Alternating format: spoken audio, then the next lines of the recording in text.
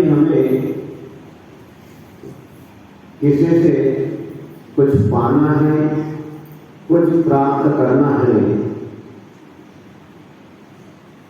तो सबसे पहले हमारी योग्यता को देखना होगा कि हमारी योग्यता जो हम पाना चाहते हैं उसके लायक है या नहीं। दूसरी बात,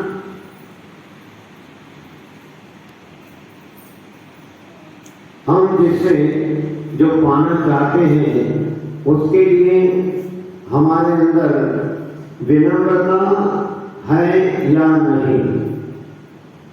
क्योंकि जिस किसी से भी हमें कुछ प्राप्त करना है तो सबसे पहले आदमी के अंदर विनय गुण होना चाहिए। विनय गुण है तो हमें सामने वाले से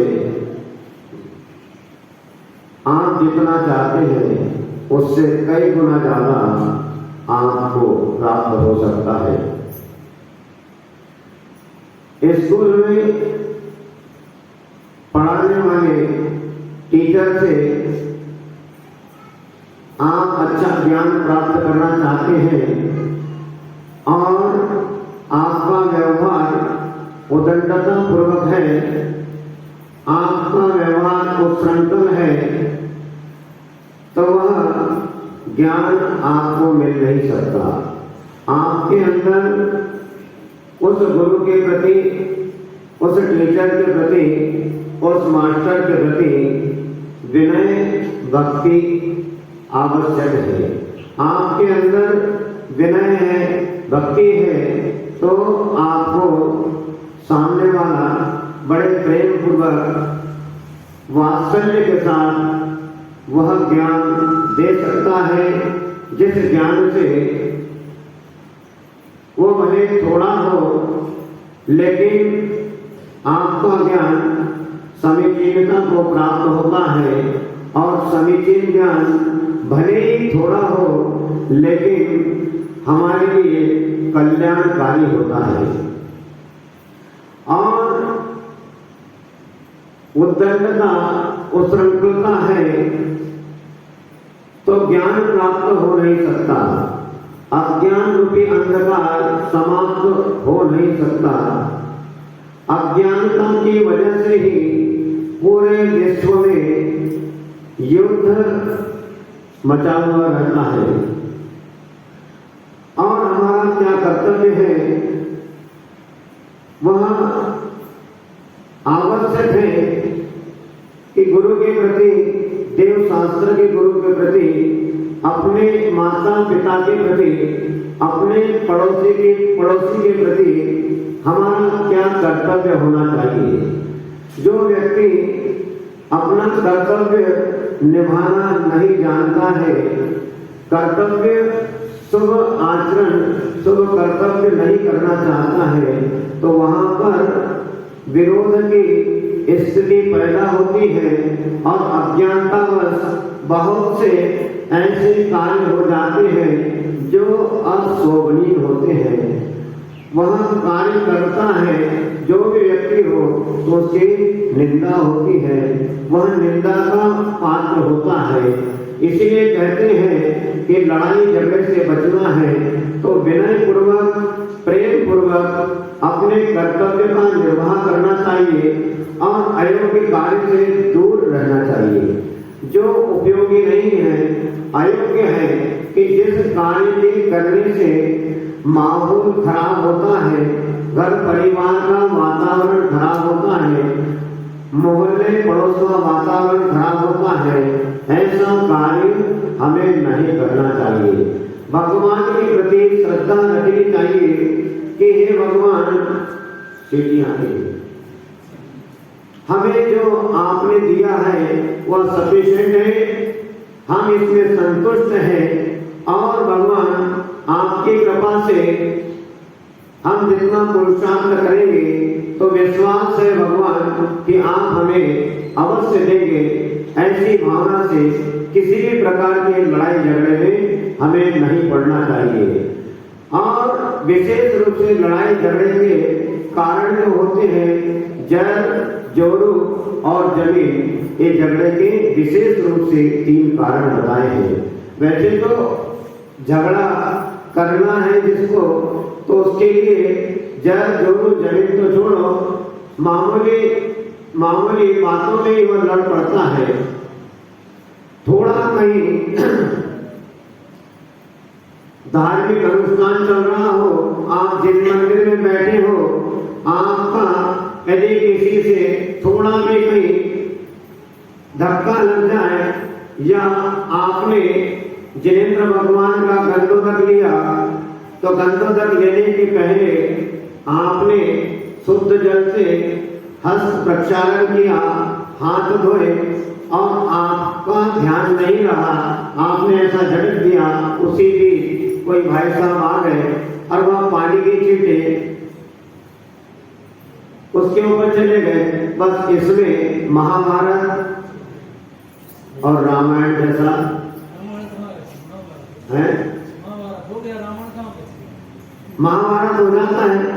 तो थोड़ी सी गलती से, तो थोड़ी गलती पर लड़ाई झगड़ा बिल्कुल भी नहीं होना चाहिए, नहीं तो वह लड़ाई झगड़ा कहां से कहां ले जाता है, दुर्गति में ले जाता है।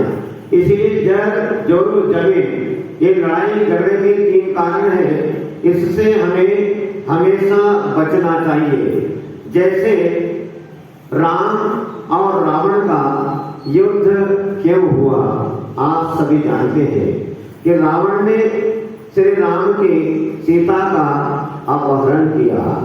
अब गलती कर ली, लेकिन जब विद्वानों ने, समझदारों ने, चित परिचित लोगों ने समझाया कि भाई ये गलत है, ये अनुचित कार्य है, ये शोभनीय कार्य नहीं है, निंदनीय कार्य है, इसे तुम्हें छोड़ना चाहिए और आपने श्री राम की पत्नी को लाया है तो इसको वापस कर देना चाहिए। लेकिन अब गलती तो हो गई, अब गलती हो गई तो वापस यदि करते हैं तो फिर हमारी बेइज्जती खराब हो जाएगी। यदि वापस कर दे सीता को तो इज्जत खराब हो जाएगी, फिर कहां पे हम लंकेश। इसीलिए वह कहता कि नहीं, ये नहीं हो सकता, ये तो 3 काल में नहीं हो सकता है। फिर आखिर क्या होता है, भयानक युद्ध होता है, कितने लोग मरते हैं उस युद्ध में, और युद्ध जब होता है तो आखिर में जीत सत्यमेव जयते, सत्य की जीत हमेशा होती है, असत्य को हारना ही होता है। क्योंकि देर है पर अंधेर नहीं, भारतीय संस्कृति में देर है लेकिन अंधेर नहीं। हमेशा जो पाप करता है उसे दुर्गति में जाना होता है, और जो पुण्य का आश्रय करता है, पुण्य का संचय करता है, उसे स्वर्ग आदि के सुख की प्राप्ति होती है। इसीलिए ऐसी स्थिति ना बने कि कहां कहीं लड़ाई झगड़ा हो जाए। जब राम और रावण का युद्ध हुआ तो युद्ध में कौन मारा गया? युद्ध जैसे लक्ष्मण और रावण का युद्ध भयानक हुआ, 10 दिन तक लगातार चलते रहा, तो इसमें राम, लक्ष्मण, हनुमान, सुग्रीव, क्या हुआ कि जब युद्ध में रावण मारा गया तो धराशायी हो गया। इसीलिए कहते हैं पापी व्यक्ति के साथ देर है लेकिन अंधेर नहीं। जैसे जो पुण्यात्मा जी होता है तो उसे उसका कुछ भी नहीं बिगड़ता, लेकिन जो पापी व्यक्ति है उसका सर्वनाश हो जाता है। तो अब युद्ध में घायल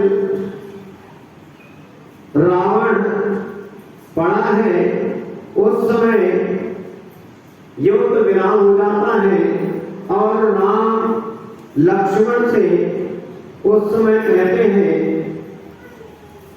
कि अनुज, इतना विद्वान शक्तिशाली लंका का राजा रावण देखो युद्ध मैदान में पड़ा हुआ है, घायल पड़ा हुआ है, धराशायी हो गया है। हे अनुज, तो ये काम कर, उस रावण के पास जाकर उससे कुछ थोड़ी शिक्षा लिया। तो लक्ष्मण श्री राम से कहते हैं कि हे प्रभु, आप कैसी बात करते हैं, वह तो हमारा विरोधी है, उसने हमारी सीता माता का अपहरण किया है और आप ऐसे दुष्ट व्यक्ति के पास मुझे शिक्षा लेने के लिए भेज रहे हैं। लेकिन राम उसे समझाते हैं कि लक्ष्मण, लंका का राजा रावण बहुत विद्वान था, बहुत विद्वान है, उसके पास ज्ञान है, गलती उससे हो गई, उसका परिणाम उसके सामने उसे मिल गया। लेकिन मेरा तुमसे कहना है कि आप रावण के पास जाइए और उससे कुछ शिक्षा ले आइए। तो लक्ष्मण युद्ध मैदान में जहां रावण पड़ा है वहां पहुंचता है और रावण के सिर की तरफ खड़ा हो जाता है और कहता है, अरे वो रावण, सुन रहा है कि नहीं, मैं तेरे पास कुछ शिक्षा प्राप्त करने के लिए आया हूं। तेरे पास जो ज्ञानवर्धक बातें हैं, कुछ सूक्तियां हैं, वह मुझे दे दे। रावण टच से मस नहीं हुआ, पलकें झुकी है, पलकें उठ नहीं पाई। लक्ष्मण को क्रोध आया और उल्टे पांव लड़ गया।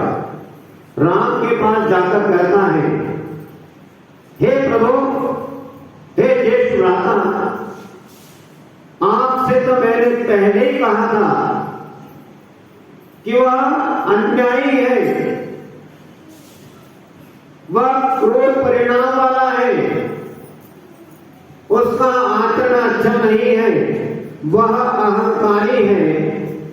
आपने कहां मुझे उसके पास भेज दिया।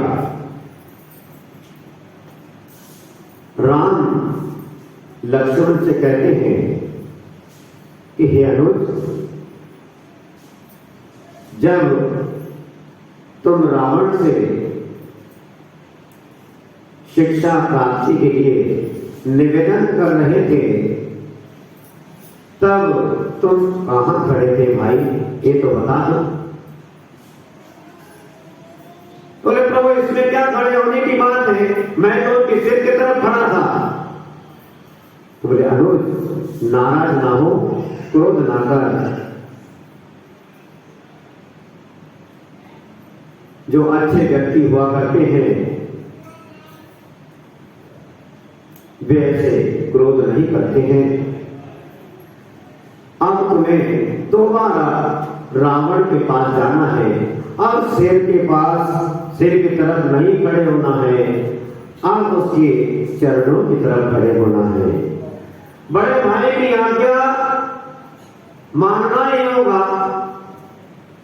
लक्ष्मण ने कहा, जी प्रभु, जाता हूं, जैसी आपकी आज्ञा। लक्ष्मण दोबारा उस युद्ध मैदान में पहुंचता है जहां पर रावण मूर्छित पड़ा है, घायल पड़ा है, और वहां जाकर लक्ष्मण दोनों हाथ जोड़ता है और कहता है, भो त्रिभुवनाधिपति लंकेश्वर, लंका के राजा, आपने वर्षों वर्षों तक राज्य किया है। आपके जीवन की बहुमूल्य शिक्षा मुझे दे दो। मुझे मेरे भाई ने आपके पास कुछ बहुमूल्य शिक्षा प्राप्त करने के लिए भेजा है। हे त्रिलोकीनाथ, हे त्रिभुवनाधिपति, हे लंका के राजा, मुझे कुछ बहुमूल्य शिक्षा देने की कृपा करो। उस समय रावण अपनी आंखें खोलता है और बड़े विनय के साथ कहता है,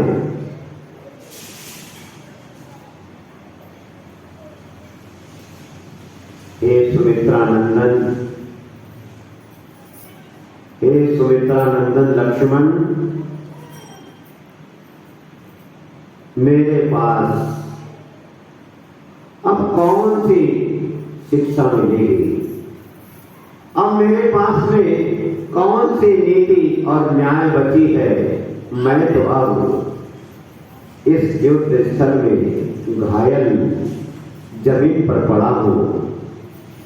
फिर भी आपके ज्येष्ठ भ्राता श्री राम ने आपको मेरे पास भेजा है, तो सुनो,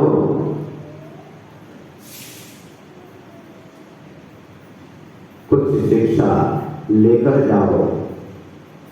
पहली शिक्षा है कि शुभ कार्य करने में कभी भी पल भर का भी विलंब मत करना। पहली शिक्षा रावण ने बड़े विनय के साथ लक्ष्मण से कहा, घायल पड़ा हुआ है, मूर्छित पड़ा हुआ है, लेकिन फिर भी वह कहता है कि श्री राम ने तुम्हें हमारे पास भेजा है। तो पहली शिक्षा, हे सुमित्रा नंदन, सुनो कि शुभ कार्य करने में कभी भी पल भर की भी देर मत करना, विलंब मत करना। और दूसरी शिक्षा ध्यान से सुनो, क्रोध के आवेश में आकर कभी भी कोई निर्णय मत लेना। क्या कहा? दूसरी शिक्षा, क्रोध के आवेश में आकर कभी भी कोई निर्णय मत लेना। और तीसरी शिक्षा यह है कि दुष्कृत्य करने से पूर्व, कोई पाप करने से पूर्व, दुष्कृत्य करने से पूर्व अपने बड़े बुजुर्गों की स्वीकृति जरूर ले लेना। ऐसी तीन शिक्षा लक्ष्मण स्वीकार करता है और रावण को धन्यवाद देता है। फिर वह अपने राम के पास पहुंच जाता है। आपस में राम और लक्ष्मण की चर्चा होती है। दोनों उस घायल पड़े हुए रावण कहते हैं, बात यह है कि जब भी कभी आप किसी से कुछ प्राप्त करना चाहते हैं तो आप उसके सामने अकड़ कर मत जाइए, अहंकार को लेकर मत जाइए। बड़े विनय भक्ति के साथ में आप वहां जाइए तो आपको कुछ मिलेगा।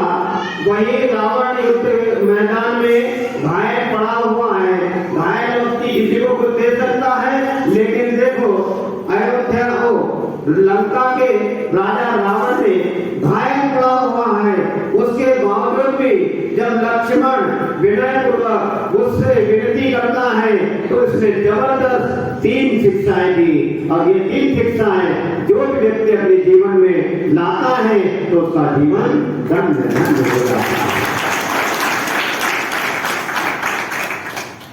महाभारत का भी ऐसा ही प्रसंग है। जब महाभारत में जब युद्ध होना था, दुर्योधन आदि पांडवों से, तब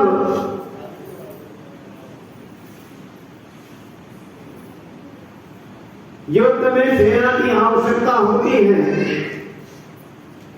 तो सोचा कि चलो नारायण श्री कृष्ण के पास चलते हैं और उनसे कुछ सलाह और कुछ आवश्यकता हो तो मांगते हैं। तो दुर्योधन नारायण श्री कृष्ण के पास जाकर खड़ा हो जाता है और नारायण श्री कृष्ण से कहता है कि युद्ध में हमें 18,000 अशौकड़ी सेना की आवश्यकता है। हम वह सेना की उपलब्धि करा दो। लेकिन नारायण श्री कृष्ण ने भी पलक उठाकर नहीं देखी। जैसे लेते रहे, उसी की 5 पांडवों में से अर्जुन आते हैं और अर्जुन जाते हैं, एक तरफ की तरफ दुर्योधन खड़े और चरणों की तरफ खड़ा है। अर्जुन दुर्योधन की बात सुनता है कि दुर्योधन नारायण श्री कृष्ण से कह रहे हैं कि मुझे सेना आवश्यक है, उसकी व्यवस्था कर दी। और एक तरफ अर्जुन खड़ा है, तो अर्जुन जब दुर्योधन की बात सुनता है तो अर्जुन बुद्धिमान, विद्वान, उसके अंदर विनोद भरा हुआ है, तो नारायण कृष्ण के सामने हाथ जोड़ता है और कहता है कि मुझे कोई सेना नहीं चाहिए, मुझे कुछ भी नहीं चाहिए प्रभु, मुझे तो बस आप ही चाहिए, आप ही चाहिए। और निर्णय वही होता है युद्ध में नारायण श्री कृष्ण की तरफ रहते हैं और जीत भी होती है। इसी प्रकार मैं आप कहता हूं कि जब कभी कोई भी शुभ कार्य करना है तो हमें विलंब नहीं करना चाहिए। विलंब करने में बहुत नुकसान होते हैं। जब कभी भी शुभ कार्य है तो उसे कल पर छोड़िए। बहुत से ऐसे होते हैं, आज करण से काल कर और काल करण से परसों, और जल्दी जल्दी क्या पड़ी है, अभी तो पड़े हैं परसों। ऐसे अरे पागल होगा भाई रवि, आज संडे काय हुए चुट्टो भाई, ये जमाने के बच्चे लोग, ये कोई उम्र है तुम्हारी भगवान का अभिषेक पूजन करने की? भगवान का पूजन अभिषेक तो हमारे ये पंडित जी बैठे, बाबूलाल जी बैठे, मास्टर साहब, इन लोगों का काम है। अभी तो अपन खेलो कूदो पैसा कमाओ, भगवान का अभिषेक पूजन तो बाद में हो जाएगा।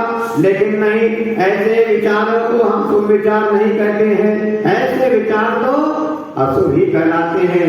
तो अच्छा काम करना है तो कल का छोड़ो, उसे तुरंत देना चाहिए। जैसे कोई भी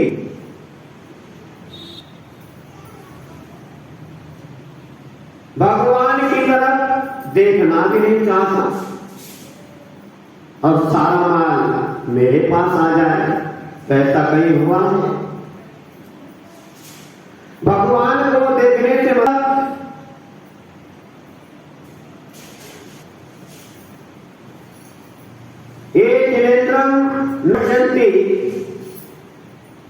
जिनेन्द्रम न पश्यन्ति पूजयन्ति स्तुवन्तिना निष्फलं जीवितं तेषां दिक् ग्रहाश्रमम्। भगवान को देखना तात्पर्य ये है कि भगवान की पूजा, भगवान का अभिषेक, भगवान दर्शन, भगवान की पूजन, भगवान की स्तुति। इसीलिए यहाँ कहा है कि जो मनुष्य जिनेंद्र भगवान को भक्ति से नहीं देखता है, उनकी भक्ति पूजा अर्चना अभिषेक नहीं करता है, तो उस मनुष्य का जीवन संसार में निभाए ठीक नहीं है। और आगे क्या है, रहा समम जीवन काम का नहीं है। जो भगवान की पूजा ना करता है, जिन्हें भगवान का सेवा करता है, उसका धन विफल है, उसका गृहस्थ आश्रम विफल है। जो भाई लोगों ने तो आपके यहाँ नगर में हम आए थे, उस समय खुद ने ही कुछ नियम दिए थे, और जब आए तो कहने लगे महाराज हमारा नियम टूट गया। हमने कहा कोई बात नहीं, उसकी भी व्यवस्था है। सुबह शाम को वापस आ जाए तो उसे बुरा नहीं करते हैं। आज गलती हो गई, लेकिन सुबह का बोला शाम वापस आ गया। यही परिस्थिति आज यहाँ निर्मित हुई है। फिर नौजवानों के जैसे अब हमको नाम तो आपके बराबर नहीं है, लेकिन आपकी पूरी टीम ने जो संकल्प लिया है और आज फिर से बड़े प्रसन्नता के साथ हमें जिनेंद्र भगवान का पूजन अभिषेक का नियम और कार्य शुभारंभ आज भगवान का आपने जिनेंद्र भगवान का पूजन अभिषेक किया है।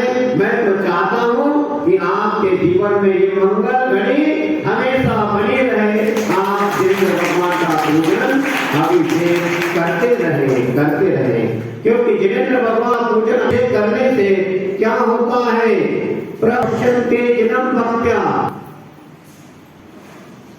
पूजन्ते स्तुवन्ति ते दृश्याश्च पूजाश्च स्तुत्याश्च भुवनत्रयम्।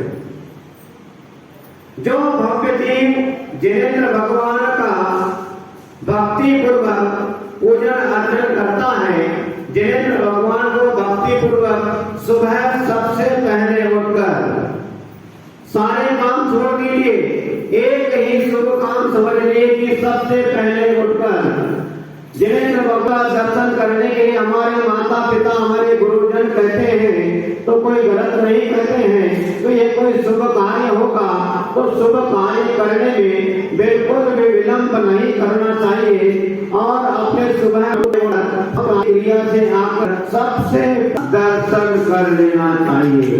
यहाँ पर वही बताया है भक्त्या जिनेंद्र भगवान को सुनकर एक बार देख लेना चाहिए। जिनेंद्र भगवान को आपने एक बार देख लिया, देखने से मतलब उनका दर्शन कर लिया। दर्शनम देव देवस्य दर्शनम पापनाशनम।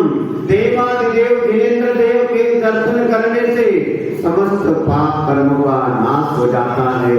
ऐसा मन में भक्ति भाव से श्रद्धा के साथ जो दर्शन पाठ लिखा है, इस पंक्ति पर विश्वास करके कि मेरे समस्त पाप कर्मों का नाश होगा, इस भक्ति से जिनेंद्र भगवान को सुबह सबसे पहले जाकर देखना चाहिए। और उसके लिए कहा है जो भक्त जीव ऐसा करता है उसके लिए पद्मनंदी पंचविंशति का जो महान ग्रंथ है उसमें श्रीमद श्री पद्मनंदी आचार्य भगवान कहते हैं कि जो सुबह उठकर जिनेंद्र भगवान को भक्ति पूर्वक देखता है, उनका अभिषेक पूजन करता है, उसके लिए उस भक्त जीव के लिए कहा है कि तीनों लोक में।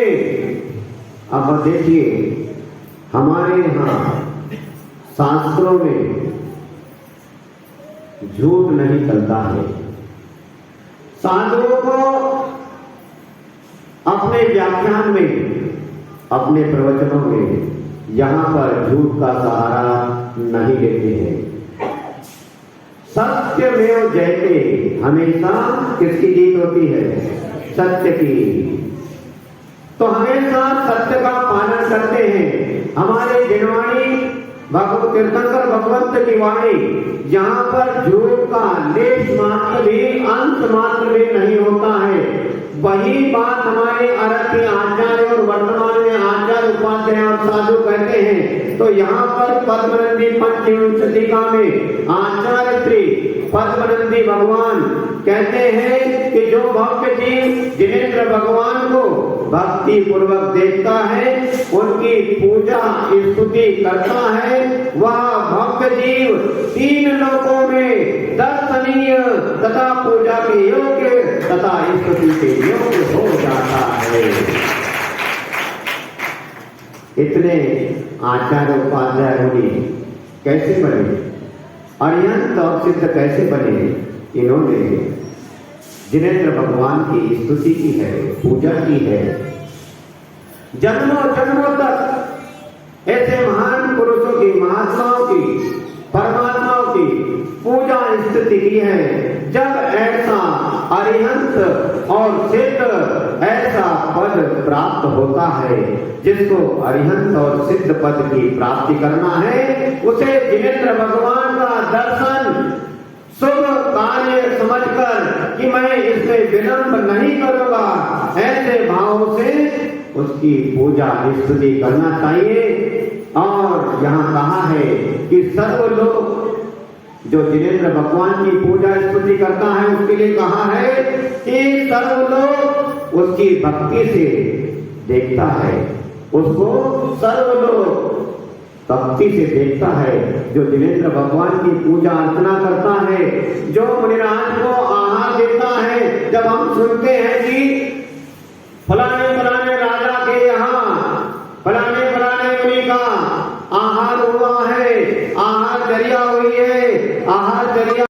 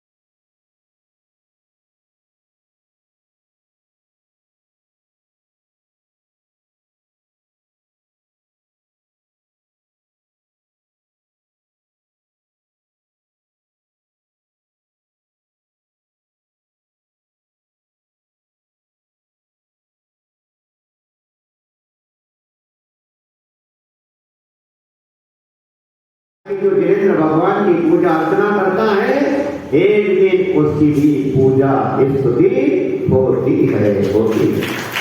इसमें हमें शंका नहीं करना चाहिए। तो आज एक ही शिक्षा रहने दो, 2 शिक्षाएं बाकी है। वैसे तो रविवार है, रविवार में प्रवचन की लिमिट नहीं है, क्योंकि आप ही शुरू करते हैं। हमको हमारा 8 का टाइम है और 8 से 8:40 ही हो गए, समझ लो। तो 40 मिनट आपने दे दिए, अब 25 मिनट। तो महाराज हम तो ग्रह है, हमको सम्मान क्या हो सकता है? आप तो लंच आप 20 मिनट में संतुष्ट रहो, है ना? तो ठीक, अच्छी बात है। आज एक ही शिक्षा की जो बात हुई है कि रावण ने लक्ष्मण को जो 3 शिक्षा दी है, उसमें से आपने एकता के विषय में करने में कभी विलंब नहीं करना चाहिए, ये बात ध्यान रखें। क्योंकि